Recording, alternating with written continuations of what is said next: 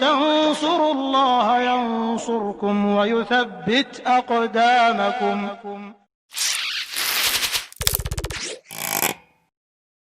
Tapi apa itu rukun ihsan? Apa itu ihsan? Nah, ini kadang-kadang kita belum mengetahuinya, atau banyak di antara kita yang belum mengetahuinya.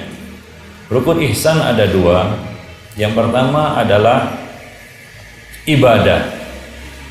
Karena ketika Nabi menjelaskan tentang ihsan, Nabi memulainya dengan kata-kata apa? Ta'buda. Engkau beribadah. Jadi kalau ingin mencapai derajat ihsan harus dengan ibadah. Maka orang-orang yang katanya mencapai derajat wali tapi gak perlu lagi ibadah, kan ada seperti itu ya. Katanya orang ini sudah sampai tingkatan yang paling tinggi, ma'rifat, bahkan hakikat. Katanya dia gak perlu ibadah lagi. Nah, itu adalah suatu pembagian agama yang batil, menyimpang. Ya, di dalam menurut Nabi, tingkatan yang paling tinggi di dalam agama itu adalah ihsan. Dia ibarat lingkaran terkecil dari lingkaran-lingkaran yang lebih besar darinya. Lingkaran yang paling besar itu Islam. Di dalam lingkaran Islam itu ada lingkaran yang lebih kecil, inilah lingkaran iman. Dan di dalam lingkaran iman yang kecil itu ada lingkaran yang lebih kecil lagi, lebih khusus lagi, itulah dia lingkaran ihsan. Ikhwani fiddin ma'asyiral muslimin. Dan rukun ihsan itu ada dua. Yang pertama adalah ibadah. Ta'budallah. Engkau beribadah kepada Allah. Maka untuk mencapai derajat ihsan yang paling tinggi ini, ya, kita harus beribadah dengan kita katakan seluruh makna ibadah itu, yaitu ismun jami'un likulli ma yuhibbullahu wa yardah. Mencakup semua perkara yang dicintai dan diridhoi oleh Allah Subhanahu wa taala. Bukan hanya ritual-ritual ibadah yang kita kenal. Ya, karena banyak ya, kita katakan ibadah, ya, berakhlak mulia juga ibadah. Ya, bahkan salah satu ibadah yang agung itu adalah berakhlak mulia.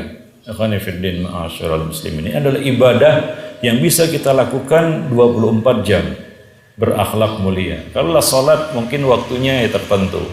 Dan kalaupun kita mengerjakan salat paling ya 15 menit, 30 menit, ya, salat malam yang 11 rakaat mungkin 1 jam, itu pun sudah lama, kan begitu ya. Tapi akhlak mulia ini kita bisa lakukan 24 jam dalam aktivitas kita sehari-hari dan dalam interaksi kita dengan manusia, di rumah, di tempat kerja, di pasar, dan di mana saja. Ini bisa kita lakukan ibadah akhlak mulia ini. Maka Nabi SAW menjelaskan keutamaan akhlak mulia, bahwa itu juga termasuk salah satu bentuk ibadah kita kepada Allah Subhanahu wa taala. Maka kita katakan puncak keikhlasan itu, ya, yaitu ihsan ini hanya dapat diraih bagi orang-orang yang mengabdikan dirinya kepada Allah dengan ibadah, dengan semua jenis dan makna ibadah itu. Ada ibadah qalbi, ada ibadah lisan, ada ibadah jawarih, ya. Semua jenis ibadah. Nah, demikian ya Pak. Itu yang pertama. Yang kedua adalah muraqabah, yaitu ibadah yang bukan hanya sekedar ibadah, tapi ini ibadah yang spesial. Ibadahnya disertai dengan muraqabah.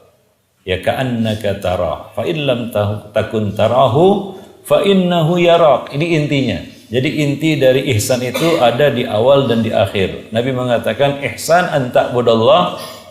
Kemudian bagian akhirnya fa innahu yarak. Itulah dia dua rukunnya.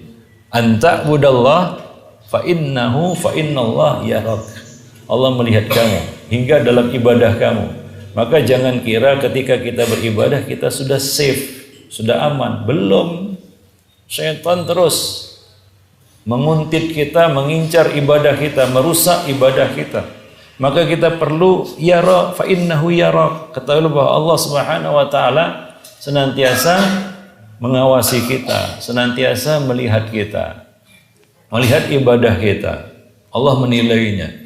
Setiap ibadah yang kita kerjakan itu dinilai oleh Allah Subhanahu wa taala. Salat kita akan dinilai berapa persen kita mendapatkan bagian dari salat kita. Ya, keikhlasan juga bertingkat-tingkat. Itu ada nilainya. Tingkat keikhlasan kita itu berapa?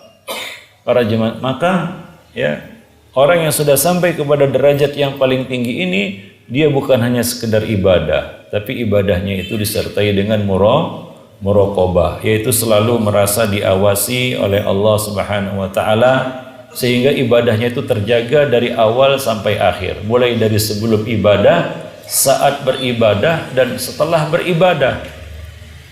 Ya, sebelum beribadah dia perhatikan niatnya, karena innamal a'mal binniyat. Motivasinya apa? Dorongannya apa? Ketika beramal, dia jaga amal ibadahnya itu dari riya. Ya, bukan untuk dilihat dan dipamerkan kepada orang lain. Nah, setelah ibadah dia jaga lagi ibadahnya itu dari sum'ah, yaitu memperdengarkan ibadahnya kepada orang lain. Jadi betul-betul dia jaga. Nah, inilah dia muraqabah di dalam ibadah. Ini tingkatan yang paling tinggi, puncak dari keikhlasan. Ikhwani fiddin, ma'asyiral muslimin.